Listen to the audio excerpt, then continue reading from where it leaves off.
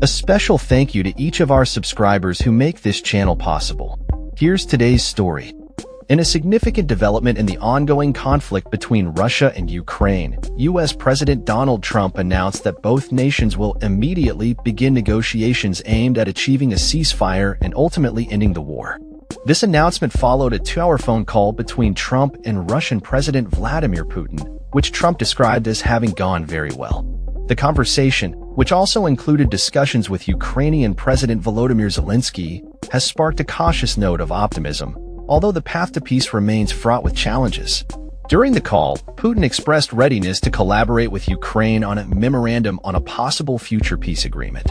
However, Zelensky emphasized that the negotiation process must involve American and European representatives at the appropriate level, stressing the importance of U.S. engagement in the talks. It is crucial for all of us that the United States does not distance itself from the talks in the pursuit of peace, because the only one who benefits from that is Putin, Zelensky stated, highlighting the delicate balance of power in the negotiations.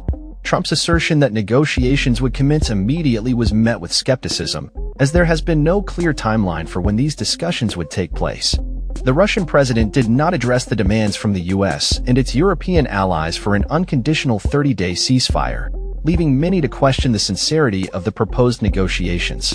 Writing on his Truth Social platform after the call, Trump declared, "The conditions for that will be negotiated between the two parties, as it can only be, because they know details of a negotiation that nobody else would be aware of."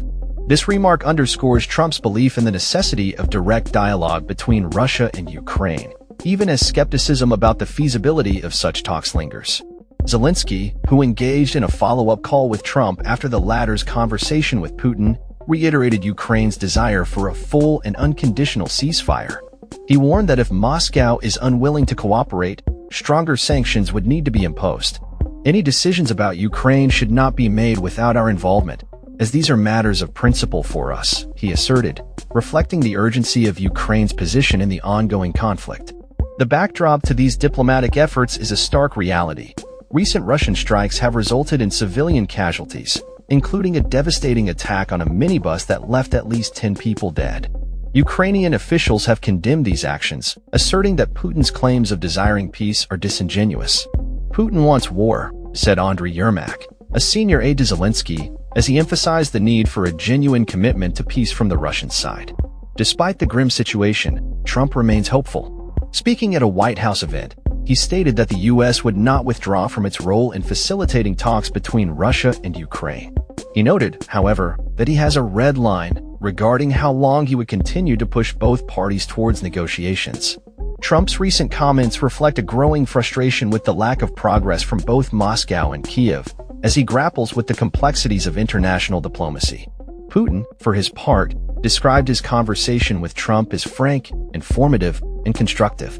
He reiterated the potential for a ceasefire, stating that the two leaders had agreed to work towards a memorandum that would outline the principles of settlement and a timeline for concluding a possible peace agreement. However, details regarding a ceasefire timeframe remain elusive, with Russian officials indicating that such matters were not discussed in depth. In the wake of these discussions, Zelensky expressed gratitude towards Trump for his efforts to mediate a ceasefire, emphasizing the importance of U.S. engagement in the peace process. European Commission President Ursula von der Leyen echoed this sentiment, highlighting the necessity of collective action among allies. Italian Prime Minister Giorgia Meloni also welcomed the suggestion of the Vatican hosting potential peace talks, a proposal that aligns with ongoing international efforts to facilitate dialogue between the warring parties. As the situation evolves, the international community watches closely, aware that the stakes are high. The prospect of peace hangs in the balance, and the need for a comprehensive, lasting solution remains paramount. With both sides entrenched in their positions, the path to a ceasefire is fraught with uncertainty. However, the recent diplomatic overtures signal a potential shift in the dynamics of the conflict, offering a glimmer of hope amidst the turmoil. That's all for this story.